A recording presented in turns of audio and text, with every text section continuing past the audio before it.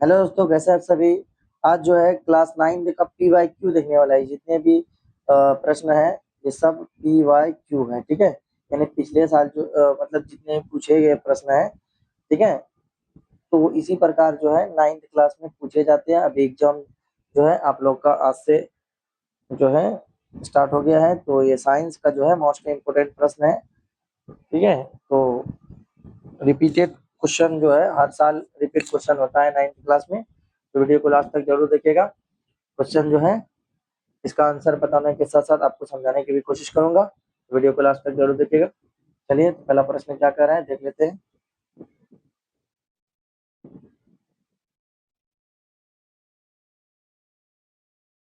ठीक है, चलिए पहला प्रश्न क्या कह रहा है, देखिए। व्युत्पन्न राशि क्या है, इसके दो उदाहरण देखिए, ठीक है। देखिए, व्युत्पन्न राशि पहले क्या हुआ है, भौतिक राशियां जो मूल राशियां जैसे कि लंबाई, द्रव्यमान की सहायता से व्यक्त की जाती है उन्हें व्युत्पन्न राशि कहते हैं। उदाहरण के लिए देखिए, क्षेत्रफल, वेग और ये शायद चाल है, ठीक है। ऐसे समझिएगा जैसे कि जो खुद पर दम नहीं हो, ठीक है। व्युत्पन्न राशि मतलब दूसरे पर निर्भर रहता है, ठीक है। इसको खुद पर जो है मतलब कि खुद पर वो काम करने की मतलब ताकत नहीं है, ठीक है। ये दूसरे पर जो है दूसरे से मांग मतलब मदद मांग के जो है काम करते हैं। अब चलते हैं, उम्मीद करते हैं कि समझ में आ गया होगा। अगला प्रश्न क्या कर रहा है, एक समान त्वरण क्या है। एक समान त्वरण यदि किसी वस्तु का वेग समान समय अंतराल में समान परिवर्तन होता है तो इसकी गति एक समान त्वरण कहा जाता है। देखिए, जब किसी चीज की रफ्तार जो है ना हर सेकंड जो है ना यानी कि बराबर मात्रा में या बढ़ती है घटती है, तो ऐसे उसी को समझिए कि एक समान त्वरण है, ठीक है। अब दूरी और विस्थापन में क्या अंतर है देख लेते हैं। अगला प्रश्न, दूरी और विस्थापन।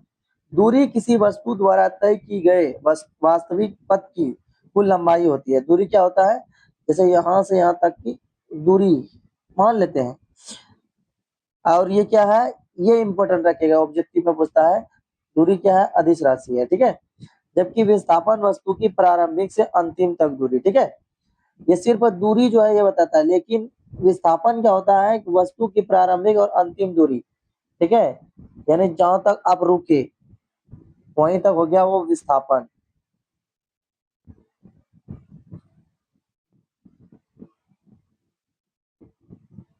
और ये क्या है, सदिश राशि है, इसको भी याद रखिएगा। ये क्या है, ये सदिश राशि है, ठीक है। चलिए अगला प्रश्न क्या कह रहा है, जड़त्व और द्रव्यमान में जड़त्व और द्रव्यमान के संबंधों को स्पष्ट करें।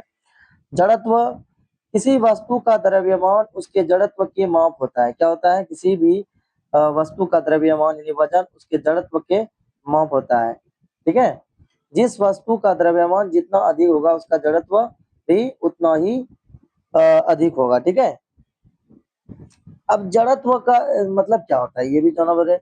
जैसे कि आलस आदमी होता है, आलसी आलसी, ठीक है, उसी को जड़त्व कहते हैं, ठीक है। जो चीज जितनी भारी होगा मतलब द्रव्यमान अ, उसको जो है रोकना उतना ही मुश्किल होता है, ठीक है। जैसे उदाहरण के लिए खाली बाल्टी को जो है लात मारना, ठीक है। खाली बाल्टी को लात मारना, अब फिर जो है रेत भर लो, बाल्टी बालू भर लो उसमें, उसके बाद देखना कि मारना मतलब कि बहुत मुश्किल होगा फिर उसे, ठीक है। चलते हैं, उम्मीद करते हैं कि समझ में आ गया होगा। चलिए अगला प्रश्न क्या कह रहा है, संवेग की परिभाषा दें। संवेग की परिभाषा दें और इसका ऐसा ही मात्रक भी। किसी वस्तु के द्रव्यमान और उसके वेग के गुणनफल को संवेग कहते हैं और इसका ऐसा ही मात्रक होता है मीटर प्रति सेकंड। क्या होता है, किलोमीटर प्रति सेकंड, सॉरी, किलोमीटर प्रति सेकंड, ठीक है, किलोमीटर प्रति सेकंड, ठीक है। संवेग का ऐसा ही मात्रक याद कर लीजिएगा, ठीक है। यानी कि ऐसे समझिएगा कि जब कोई भारी मतलब ये चीज तेजी से चलता है तो उसमें जो है ताकत पैदा होती है, ठीक नहीं। तो उसी को क्या कहते हैं, संवेग कहते हैं। ठीक है, अब वजन तो आप लोग जानते हैं क्या होता है। चलिए अगला प्रश्न क्या कह रहा है, आर्किमिडीज का सिद्धांत क्या है। आर्किमिडीज का सिद्धांत, जब कोई वस्तु किसी द्रव में पूरी तरह आंशिक रूप से डुबोई जाती है तो उस पर की ओर एक बल यानी उत्प्लावन बल कार्य करता है, जो कि वस्तु द्वारा हटाए गए द्रव के भार बराबर होता है। ठीक है, समझ में आया कि नहीं है, क्योंकि ऐसे समझिएगा कि पानी तो ऊपर जो है मतलब कि ऊपर की ओर तरफ धकेलता है। ठीक है, मतलब कि अगर जब धकेलिएगा, देखिएगा ऊपर में पानी के ऊपर ऐसे धकेलिएगा ना, तो वो चीज क्या हो जाएगा, हल्का लगने लगेगा। लगता ही है, हल्का लगेगा। ठीक है, तो वही है आर्किमिडीज का सिद्धांत। ठीक है, कोई भी चीज देखिएगा ऐसे धकेलिएगा तो नहीं, मतलब कि ज्यादा बल देना पड़ेगा, लेकिन वही अगर जब पानी में दिखे, इसीलिए नाव में इतना लोग जो है बैठते हैं तो भीड़ ले लेता है। ठीक है, चलिए अगला प्रश्न, जब आप साइकिल चलाते हैं तो कौन सी ऊर्जा के रूपांतरण होते हैं। याद रखना, साइकिल चलाते समय हमारे शरीर में जो है ना, पेशीय ऊर्जा, कौन सी ऊर्जा, पेशीय ऊर्जा साइकिल की गतिज ऊर्जा में बदल देते हैं, साथ ही कुछ ऊर्जा घर्षण के कारण उष्म ऊर्जा में बदल जाते हैं। ठीक है, चलिए इसका आंसर ये होगा, लिख लीजिएगा। ध्वनि तरंगों के परावर्तन के दो व्यवहारिक उपयोग उल्लेख कीजिए। याद रखना, ध्वनि तरंगों के दो व्यवहारिक उपयोग, जैसे कि अल्ट्रासाउंड मशीन में शरीर का आंतरिक भागों की जांच के लिए। ठीक है, तो इसको लिख लीजिएगा।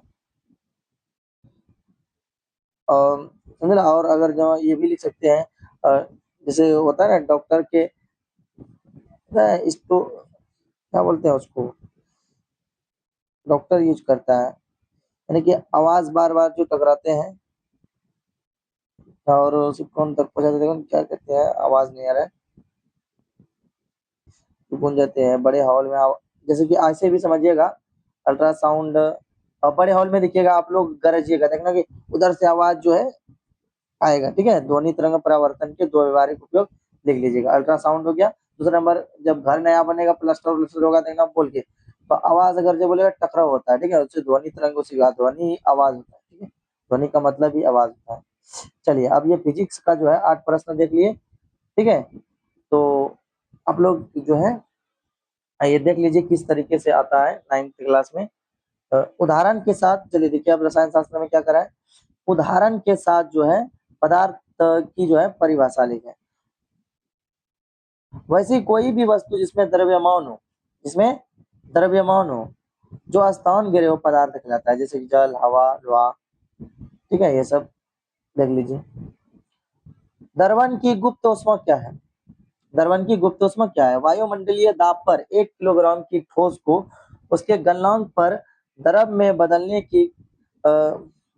के लिए जितनी उसमें ऊर्जा की आवश्यकता होती है, उसे द्रव्यमान गुप्त ऊष्मा कहते हैं। ठीक है, क्या कहते हैं, यानी कि बर्फ को जब देखिए पानी बनाने के लिए जब मतलब गरमाते हैं ना, तो वो तापमान क्या होते हैं, नहीं मतलब बढ़ाती, बल्कि सिर्फ बर्फ को पिघलाने में जो है छिप जाती है, इसी को गुप्त ऊष्मा कहते हैं। ठीक है, चलिए अगला प्रश्न क्या करें, स्याही में उपस्थित रंगों को कैसे पृथक किया जा सकता है। स्याही में जो रंग है, तो उसको जो है आप कैसे अलग कर सकते हैं, तो स्याही में उपस्थित रंगों को क्रोमेटोग्राफी विधि द्वारा जो है अलग किया जा सकता है। ठीक है,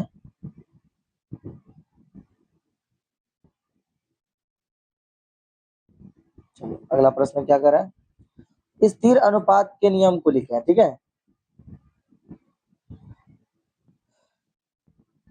इस नियम के अनुसार किसी भी रासायनिक यौगिक तत्व हमेशा एक निश्चित द्रव्यमान के अनुपात में मौजूद रहते हैं, चाहे वो यौगिक हो या किसी भी स्रोत से प्राप्त किया गया हो। ठीक है, अब अगला प्रश्न, अणु के किन्हीं दो विशेषताओं को लिखें। तो अणु स्वतंत्र अवस्था में रह सकती है, इसमें पदार्थ के सभी गुण जो है मौजूद होते हैं। ठीक है, यानी कि अणु जो है अकेले मतलब कि आजाद रह सकते हैं, इसमें जो है सारे गुण मौजूद होते हैं, जैसे नमक का एक छोटा सा अणु नमकीन भी होगा। ठीक है, चलिए अगला प्रश्न क्या कह रहा है, परमाणु के मौलिक कणों के नाम तथा उनके अपेक्षित आवेश द्रव्यमान को लिखें। तो यहाँ पे इलेक्ट्रॉन, इलेक्ट्रॉन लिखे माइनस, द्रव्यमान लगभग शून्य, प्रोटॉन प्लस, द्रव्यमान क्यों, उसके बाद न्यूट्रॉन है, आवेश 0 है, द्रव्यमान 1 क्यों। अब चलते हैं, अब जीव विज्ञान में जो है प्रश्न जो पूछा गया था, ऐसे ही फाइनल एग्जाम में जो है पूछा जाता है।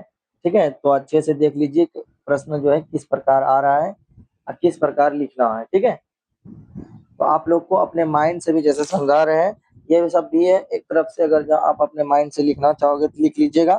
ठीक है, कोई जरूरी नहीं है कि यही रट के जो है आपको लिखना है, बस उसको समझना है। ठीक है, हालांकि आपको अगर याद, अगर जहाँ ये जिस तरह से क्रम वाइज लिखे अगर याद हो जाता तो अच्छी बात है, नहीं तो आप समझने की कोशिश कीजिए, समझाने की भी कोशिश कर रहा हूँ मैं। अब देखिए, अब समस्थानिक और संभारिक में क्या अंतर है। ठीक है, तो ये दोनों में क्या अंतर है देख लीजिए। ये समस्थानिक वे परमाणु है, ये तो जीव विज्ञान के नहीं, रासायनिक, रसायन विज्ञान को घुस गया है, जिनके, चलो कोई बात नहीं, रासायनिक वे परमाणु है जिनके परमाणुओं का क्रमांक समान लेकिन द्रव्यमान की संख्या भिन्न होती है। वो क्या कहता है, संभारिक परमाणु जिनकी द्रव्यमान संख्या समान लेकिन परमाणु क्रमांक भिन्न होता है, तो ये क्या कहलाता है, संभारिक कहलाता है। और जिसमें परमाणु क्रमांक समान लेकिन द्रव्यमान संख्या भिन्न होती है वो कहलाते हैं समस्थानिक। चलिए, अब अगला प्रश्न क्या कर रहा है, अब यहाँ से बायोलॉजी शुरू होता है।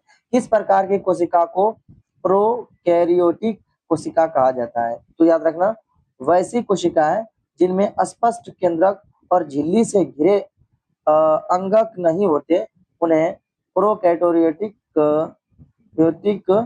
कोशिका कहा जाता है। ठीक है, क्या कहता है, जैसे कि देखो पुरानी और अधूरी, मतलब ये कोशिका है, इसमें ना तो केंद्रक साफ दिखता है और ना ही अंदर के अंग जो है सही से बनते हैं। ठीक है, जैसे कि आप लोग कह सकते हैं कि बैक्टीरिया से आप हम लोग देख सकते हैं, नहीं देख सकते हैं। अगला प्रश्न क्या कर रहा है, सरल अस्थायी उत्तक जो है कितने प्रकार के होते हैं। सरल अस्थायी उत्तक जो है मुख्यतः 3 प्रकार के होते हैं, पेरेनकाइमा, कोलेनकाइमा और स्क्लेरेनकाइमा। ठीक है, लिख लीजिए। संघ आर्थ्रोपोडा 3 प्रमुख विशेषताओं का उल्लेख करें। तो 3 प्रमुख, ये शरीर के क्या करते हैं, खंडों में विभाजित होता है, इसमें जुड़े हुए पैर पाए जाते हैं। ठीक है, इनकी शरीर बाहरी कंकाल से ढका होता है। चलिए अगला प्रश्न क्या कह रहा है, एक बीज पत्र में पौधों की पत्तियों में किस प्रकार सिरा विन्यास होता है। तो याद रखना, एक बीज पत्र में पौधों की पत्तियों में समानांतर सिरा होता है। ठीक है, चलिए अगला प्रश्न क्या कर रहा है, जंतु जगत का सबसे बड़ा संघ कौन सा है। तो जंतु जगत में सबसे बड़ा संघ आर्थ्रोपोडा है। क्या है, अर्थ्रो अर्थ्रोपोडा है। ठीक है, यानी कि कीड़े मकोड़ों का ग्रुप। अगला प्रश्न, अब देखिए, रोग किसे कहते हैं। शरीर की वह स्थिति जिसमें शरीर का कोई भी अंग या तंत्र समान रूप से कार्य नहीं कर पाता है, व्यक्ति अस्वस्थ महसूस करता है, इसे ही क्या कहा जाता है, रोग कहा जाता है। देखिए, जब शरीर में कोई भी हिस्सा सही से काम करना बंद कर देता है तो बेचैनी होता है।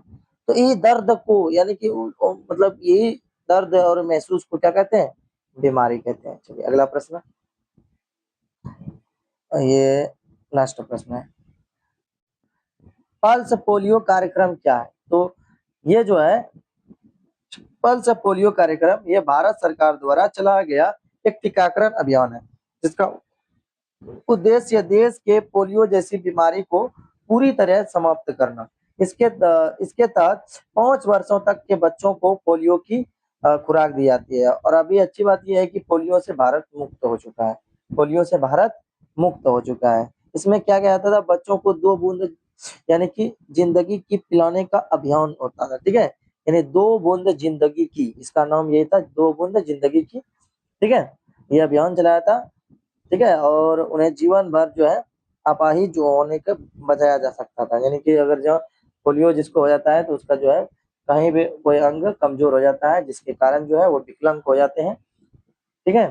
तो उसी को बचाने के लिए जो है ये पोलियो चला था और आज और अभी जो है पोलियो से भारत मुक्त हो चुका है। तो ये था आज का लास्ट प्रश्न। कैसा लगा वीडियो ज़रूर कमेंट में बताइएगा। किसी प्रकार की कोई दिक्कत होता हो तो ज़रूर बताइएगा और अगर आप पहली बार मेरा वीडियो देख रहे हैं तो सब्सक्राइब ज़रूर कीजिएगा और अच्छा लगा हो आपकी वीडियो तो ज़रूर लाइक कीजिएगा वीडियो को और अपने साथियों को जो है शेयर ज़रूर कीजिएगा। तो मिलते हैं अगली वीडियो में, जब तक के लिए पढ़ते रहिए, आगे बढ़ते रहिए।